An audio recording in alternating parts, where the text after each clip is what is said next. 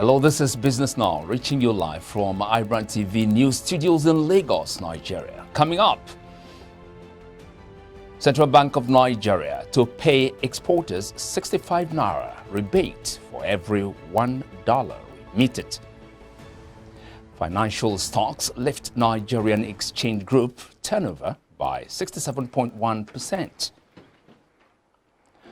Fixed income market turnover drops by 31.12% in January.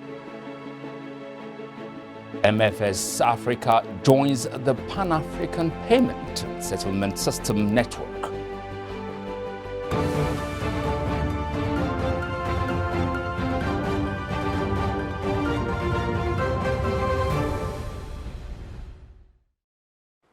Hello again, and thanks very much for joining us. I'm Michael Nath.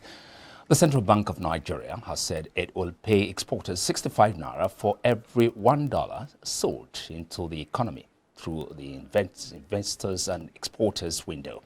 The CBN made this known in a guideline on its newly introduced Race to $200 billion scheme titled Operating Guidelines for RT200 Non-Oil Export Repatriation Rebate Scheme. The CBN Governor, Godwin Emefiele, had on February 10th launched the RT200 program at the Post Bankers Committee briefing held in Abuja. The RTW program is designed to help ease the inadequacy of forex supply and the constant pressure on the exchange rate, Emefiele had declared. The Monetary Authority believes that the RT200 will help the country raise $200 billion in forex earnings from non-oil proceeds over the next 3 to 5 years.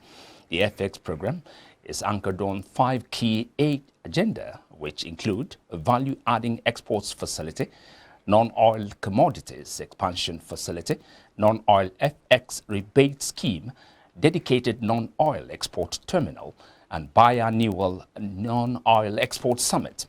On payment incentive, the guideline, which was released on Sunday, read, the scheme shall pay 65 naira for every $1 repatriated and sold at the 1&E window to ADBS for other 30-party use, and 35 naira for every $1 repatriated and sold into I&E for own and use on eligible transactions only.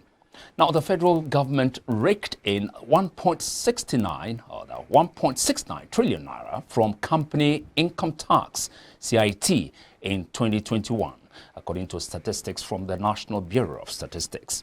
This is a 19.56% increase from 1.41 trillion naira that was collected in 2020.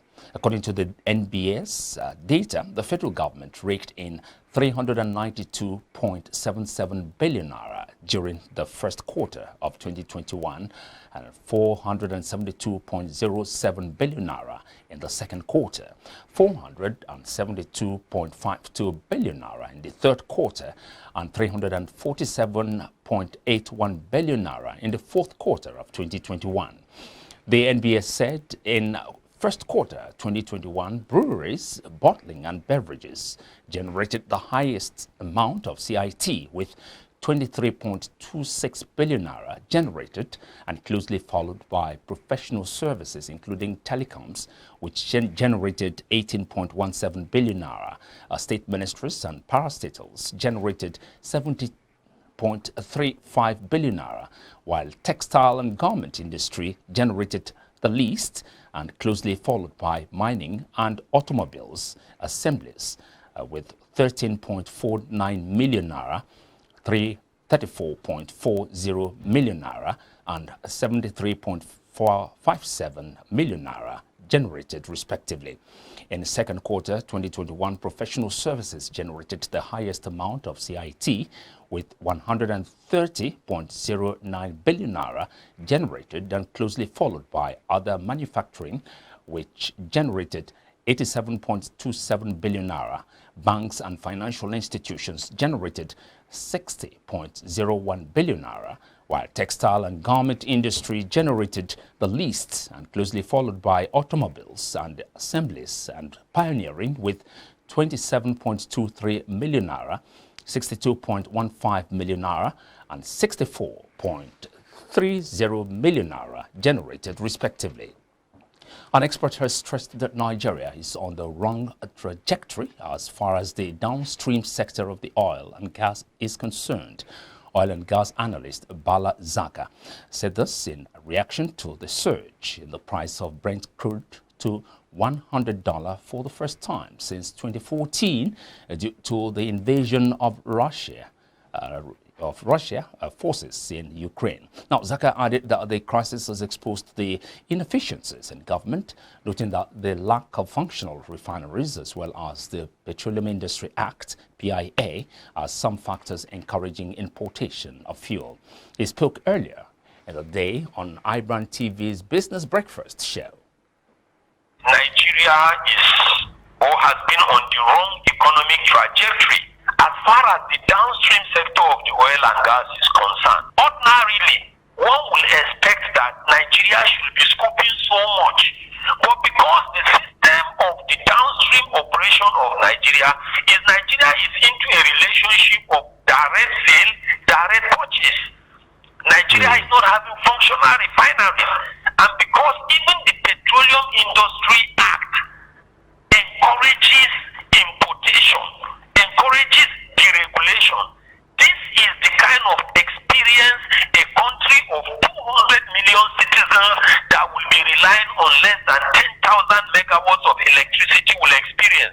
As I'm speaking to you, as of today, a liter of diesel is about 450 naira. I'm just imagining how much liter of diesel your studio will be expending to be able to break even, apart from maintaining the generators. That's what we are experiencing. And just imagine a population of 200 million citizens relying on the importation of refined petroleum products. Now that we have these hostilities now, even vessel movements are being disrupted. Tell me what will happen to Nigeria. Nigeria is reduced to a melancholy country because the National Pensions Commission said that 1,526 organizations had remitted a total sum of 4.05 billion naira into the retirement savings accounts of their employees, totaling 15,603. This is according to data obtained from PENCOM's latest quarterly report. At the end of fourth quarter 2021, 25 states of the Federation had passed pension laws based on the contributory pension CPS, with 7 states in the process of doing so. 4 of the 5 states that operate other pension plans have adopted the contributory defined benefit scheme, while 1 Yobe state has implemented the defined benefit scheme. Now, for the nation's insurance industry to contribute optimally to the economy, there is a need for underwriters to adopt a risk-based asset approach, investment in digital growth and product development, among others. This was the resolution of the National Insurance Commission and the Chartered Insurance Institute of Nigeria at the just conducted or concluded 2022 Business Outlook Seminar organized by the CIIN, with the theme Economic Policies of the Government in 2022, Challenges, Issues and Prospects. Speaking at the program, the Commissioner for Insurance, NICOM, Sunday Thomas, said the Commission has continued to implement effective policyholder protection schemes and market development while strengthening regulatory oversight and risk management. According to him, the Commission has also improved on the use of security funds for settlement of insolvency and distress, improved enforcement of market conduct rules, and enhanced insurance awareness by policyholders. He affirmed that operators need to embrace a risk-based capital approach, enhanced investment in digital capabilities and automation, and standardized capacity development programs to grow the industry.